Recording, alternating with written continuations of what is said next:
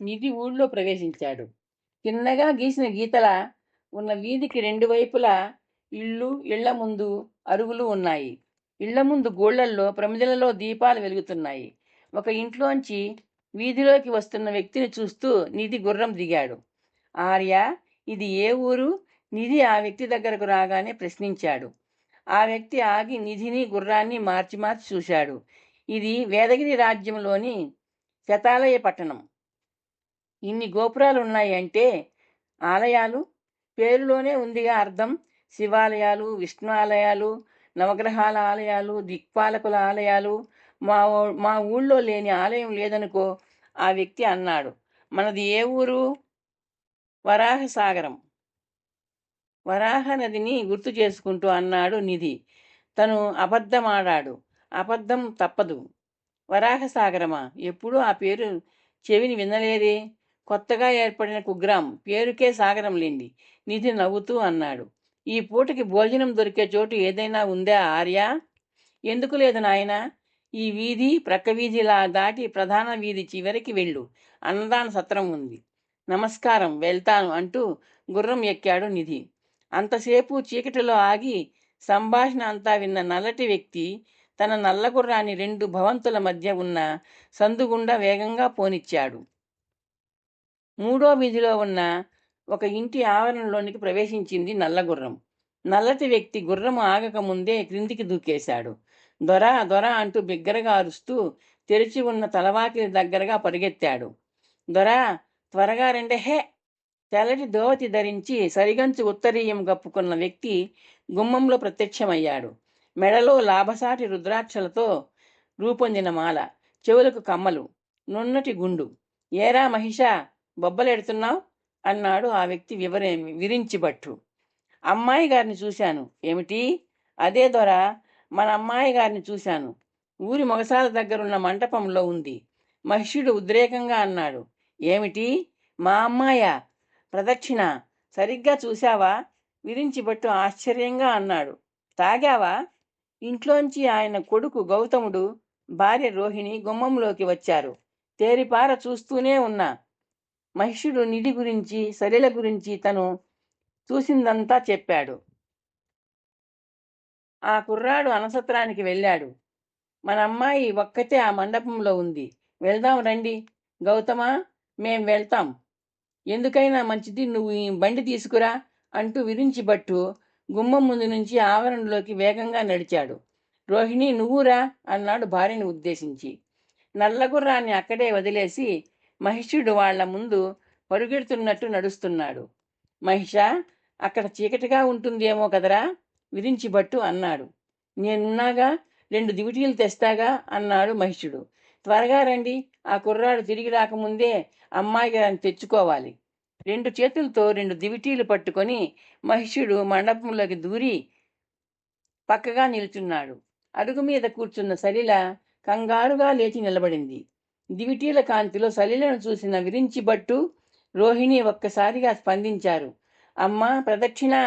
విరించిబట్టు అరిచాడు. నా తల్లి, ఎక్కడికి వెళ్ళావే? అరుస్తూ రోహిణి ముందుకు పరిగెత్తి సలిలను కావలించుకుంది. ఎవరు మీరు? వదలండి! సలిల గింజుకుంటూ అంది.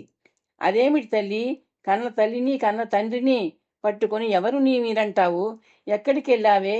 ఈ 6 నెలల బట్టి ఎక్కడున్నావే? నాన్నగారు, నీ అన్నయ్య దేశమంతా గాలించారే.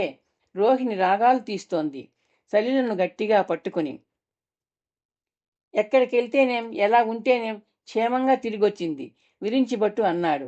ఇంటికెళ్ళి అన్నీ మాట్లాడుకుందాం రా తల్లి, మన ఇంటికెళ్దాం. ఏమిటిదంతా? ఎవరు మీరు? నేను మీ కూతుర్ని కాను. నాకు అమ్మా నాన్న ఎవరూ లేరు. సలిల రోహిణి పట్టులోంచి విడిపించుకునే ప్రయత్నం చేస్తూ అంది. ప్రదక్షిణ! విరించిబట్టు అరిచాడు. ఏమిటా ప్రేలాపనలు? కళ్ల ముందు మమ్మల్ని పట్టుకుని అమ్మా నాన్న ఎవరూ లేరంటావేమిటి? తల్లి, నీకేం అపకారం చేశామే? అరచేతుల్లో పెట్టుకుని పెంచాం కదే. అయ్యో ప్రదక్షిణ! రోహిణి రోధిస్తోంది. నా పేరు ప్రదక్షిణ కాదు, సలిల. సలిల అరిచింది. అయ్యయ్యో, పేరు కూడా మార్చుకున్నావా తల్లి? రోహిణి, అమ్మాయిని తీసుకెళ్ళడానికి తీసుకొచ్చాను నిన్ను, రాగాలు తీయడానికి కాదు. విరించిబట్టు కసిరాడు. దొర, ఇదిగో అబ్బాయి గారు. బండి తెచ్చారు. ముందు అమ్మాయి గారిని బండి ఎక్కించి ఇంటికి చేర్చండి మహిషుడు హెచ్చరించాడు. అమ్మాయిని లేవదీసుకుపోయిన కుర్రాడు వచ్చేస్తాడు. గౌతముడు గుర్రబండి మీద నుండి క్రిందికి దూకాడు. మండపంలోకి దూరి ఆతరంగా చూశాడు. చెల్లాయ్! బిగ్గరగా అరిచిన అతని వైపు సరిల ఆందోళనగా చూసింది. ఏదో భయం ఆమెని ఆవహిస్తోంది. నిధి వస్తే బాగుండేది. త్వరగా అమ్మాయి గారిని బండి ఎక్కించట హే! మహిషుడు హెచ్చరించాడు. విరించిబట్టు గౌతముడు చెరోవైపు పట్టుకుని సలిలను బయటికి నడిపించబోయారు. సలిల అరుస్తూ గింజుకోసాగింది. గౌతముడు అవలీలగా ఆమెను బొమ్మను ఎత్తినట్టు ఎత్తి బండిలోకి చేరవేశాడు. తను ఎక్కాడు. అమ్మాయిలారా, నాన్న మీరు ముందు వైపు ఎక్కండి, మహిషుడు బండి తోల్తాడు. రోహిణి క్షణంలో కొడుకు సాయంతో బండిలోకి చేరి సలిలను పొదవి పట్టుకుంది. విరించిబట్టు ముందు వైపు చేరాడు. సలిల మధ్యలో ఇరుక్కుపోయింది. మహిషుడు దివిటీలను మట్టితో నొక్కి ఆర్పి పారేసి బండెక్కాడు. బండి కదిలింది. ఇంటి ముందు ఆవరణలో గుమ్మం దగ్గరగా బండి ఆగింది. గౌతముడు తల్లిని దింపాడు. తన చేతుల్లోంచి తప్పించుకోవడానికి గింజుకుంటున్న సలిలను 2 చేతులతో సున్నితంగా దించుకుని గుమ్మం ముందుకు తీసుకెళ్లాడు. గుమ్మం ముందే ఆగు నాయనా, ఇప్పుడే వస్తా అంటూ రోహిణి ఇంట్లోకి పరిగెత్తింది. బండిలోంచి దిగిన విరించిబట్టు గుమ్మం వద్దకు వచ్చాడు. గౌతమ, అమ్మాయిని నుంచోబెట్టు అన్నాడు విరించిబట్టు. గౌతముడు సలిలను క్రిందికి దించాడు. చెరోవైపు నిల్చున్న తండ్రి కొడుకులు ఆమెను గట్టిగా పట్టుకున్నారు. ఇంట్లోంచి రోహిణి గుమ్మం ముందుకు వచ్చింది. 9 ఏళ్ల పిల్ల లక్షణ తల్లి బాటలో నిల్చుని చూస్తోంది. రోహిణి చేతిలో పళ్ళెం ఉంది. పళ్ళెంలో ఎర్రరంగు నీళ్లున్నాయి. పళ్ళెంతో ఆమె సలిలకు దిష్టి తీసింది. సలిల అయోమయంగా చూస్తోంది. ఎడమ చేతి బొటన వేలును ఎర్రనీళ్లలో అద్ది సలిల నుదురు మీద బొట్టులా అందింది. రా తల్లి, కుడికాలు పెట్టు అందామె. విరించిబట్టు గౌతముడు సలిలను భద్రంగా ఇంట్లోకి నడిపించారు. అప్పటిదాకా భావోద్వేగాన్ని ఆపుకున్న పిల్ల లక్షణ అక్క అని ఏడుస్తూ సలిలను 2 చేతులతో చుట్టేసింది. సలిల అప్రయత్నంగా తలవాల్చి పిల్లదాని ముఖంలోకి చూసింది. ముఖం పైకెత్తి చూస్తూ బలహీనంగా భావావేశంతో ఏడుస్తోంది లక్షణ. గుండ్రటి మొహం, పెద్ద పెద్ద కళ్ళు ముఖమంతటినీ ఆక్రమించుకున్నాయి. దారిలో చూసిన నీటి కొనల్ని గుర్తుకు తెస్తున్న కళ్ళవి. ఆ కళ్ళలో ఈ ఊరుతున్న అశ్రువులు ఉబ్బెత్తుగా ఉన్న గుండ్రటి బుగ్గల మీదుగా కాలువలు గడుతున్నాయి. అమ్మా, తల్లి అంటూ బిగ్గరగా రోదించిన తనకు తల్లి అని చెప్పుకుంటున్న రోహిణి దుఃఖం సలిలను కదిలించలేదు.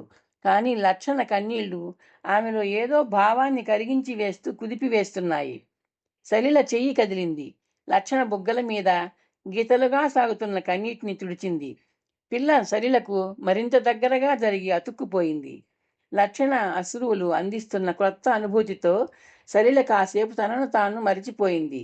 విరించిబట్టు గౌతముడు ఆమెను మెల్లగా నడిపించి అరుగు మీద కూర్చోబెట్టారు. లక్షణ మెల్లిగా అరుగు మీదకి చేరి సలిల ఒడిలో తలపెట్టుకుని వెల్లకిలా తిరిగింది.